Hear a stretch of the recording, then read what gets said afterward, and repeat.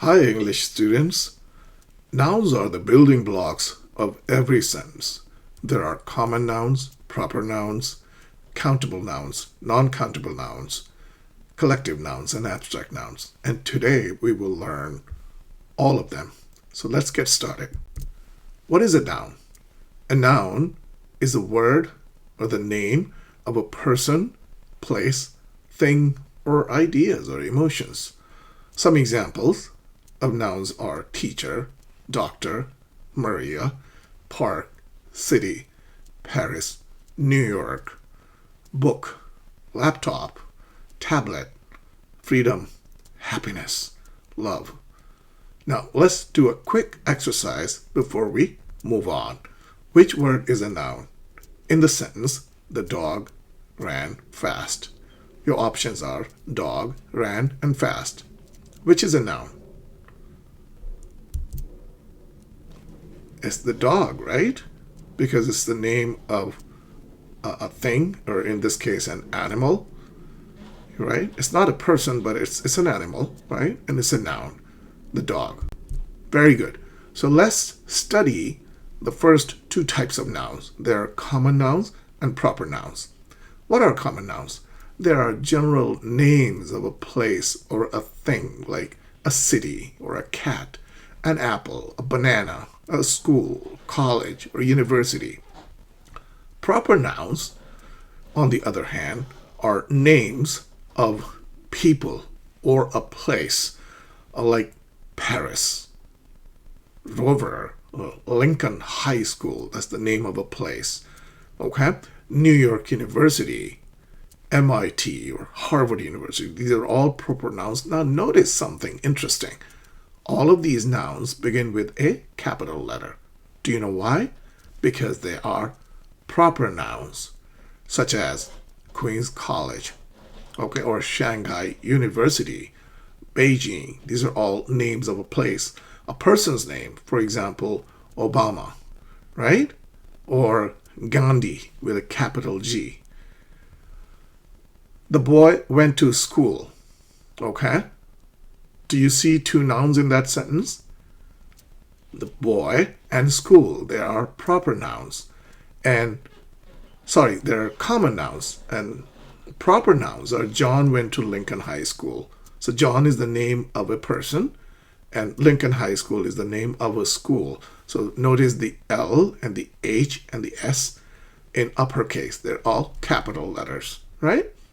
Now, I need you to identify the proper noun in the sentence, Emma visited London. Which ones are proper nouns? Ready to see the answers? Emma and London are proper nouns because Emma is the name of a person and London is the name of a city. Okay? Now, write a sentence using both a common and proper noun in the same sentence. Right? I think you can do it. It's not that hard. It's not very challenging. Write a completely grammatical sentence, right? Grammatically correct sentence, and use both proper and common noun in it. Okay. So let's move on and study countable and uncountable nouns. Now, there are thousands, if not hundreds of thousands, of nouns in English, right? Some of them can be counted, others cannot be counted, so they're called uncountable nouns. Countable nouns can be counted, such as book, a book, or one book, two books, an apple. I had 2 apples for breakfast. I was really hungry. So 1 apple, 2 apples. Nouns in English that cannot be counted are usually singular. We don't use them in plural form. Milk, water, happiness. Imagine someone saying, I need to buy 3 milks, maybe 3 bottles of milk, but not 3 milks. Milk cannot be counted. Such as happiness. I need many happinesses in my life. No, that would be ungrammatical, right? Okay, so countable nouns. I have 3 apples. Uncountable, she drinks water every morning. You could say, but I drink 2 glasses of water every morning. And in that case, it's the glasses, right, that can be counted. 1 glass, 2 glasses, but not the water itself. Water is a non-countable noun. Okay, which is countable in this exercise? Rice, car, milk, and sugar. Pause the video, complete the exercise. You will have fun doing this exercise. Can we do it together? I'll wait for you to finish.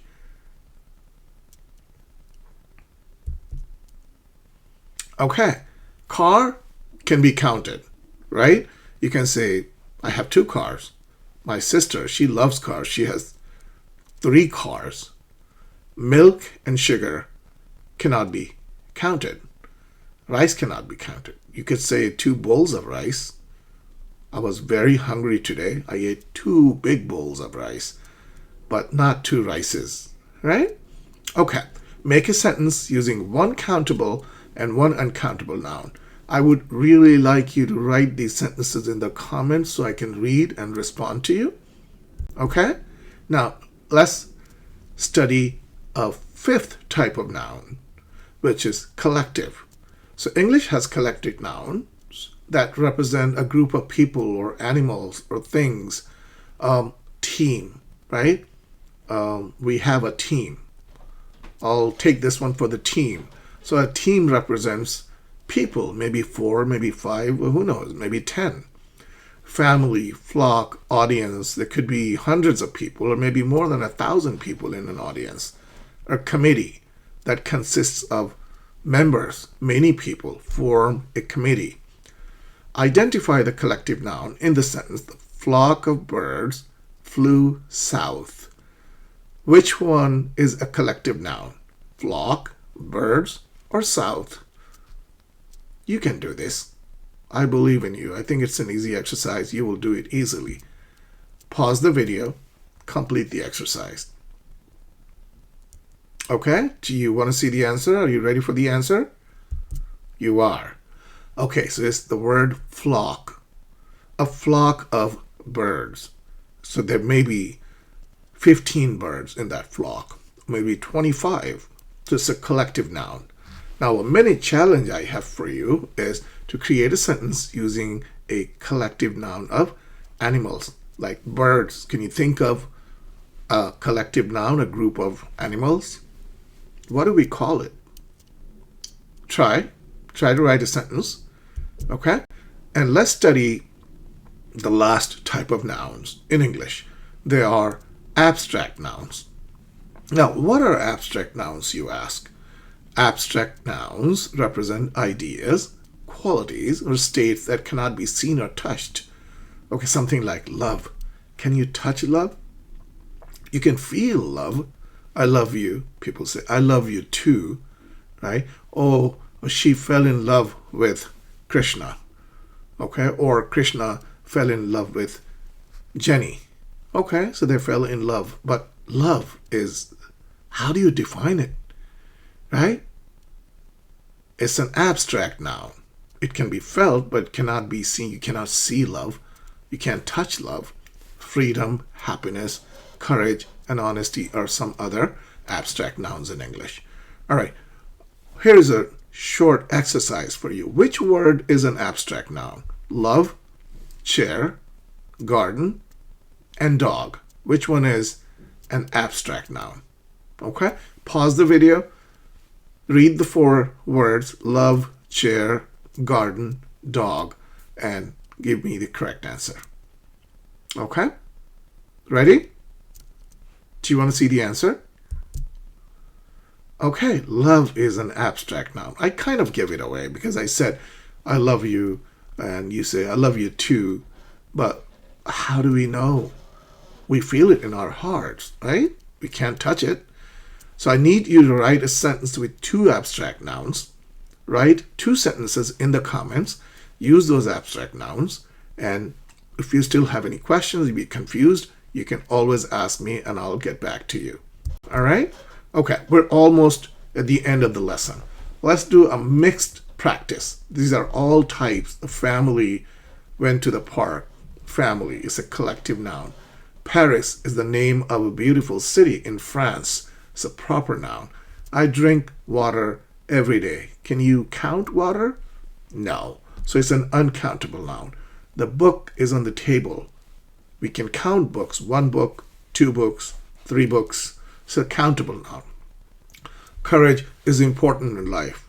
Courage, strength, weakness. These are all abstract nouns. We cannot touch strength, right?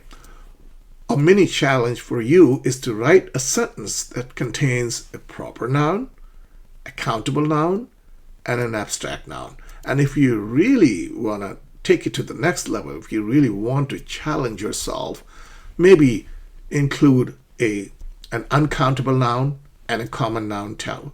And while you're at it, include a collective noun as well. I think it will be a fun exercise, right? Can you do that? So try it. Okay. So I've given you the answers. They were there already. Questions 1 through 5. And now I want to leave you with a comment challenge. This is where the fun begins, right? I need you to complete the paragraph using the word bank below. So there are 6 words in the word bank: team, knowledge, Boston, responsibility, student, and book. Each word is used only once, so do not use the same word twice because you will get the answer wrong. Okay? So work hard, fill in the blanks, complete the paragraph, and write your answers in the comments. I'll read them. I read your responses personally because I take your work seriously, and I'll respond to each and every question you ask. So I hope you enjoyed taking the lesson. Next up, I will be teaching you how to use pronouns, different types of pronouns. So stay tuned, work hard. Thanks for watching, and I'll see you in the next video. Bye-bye.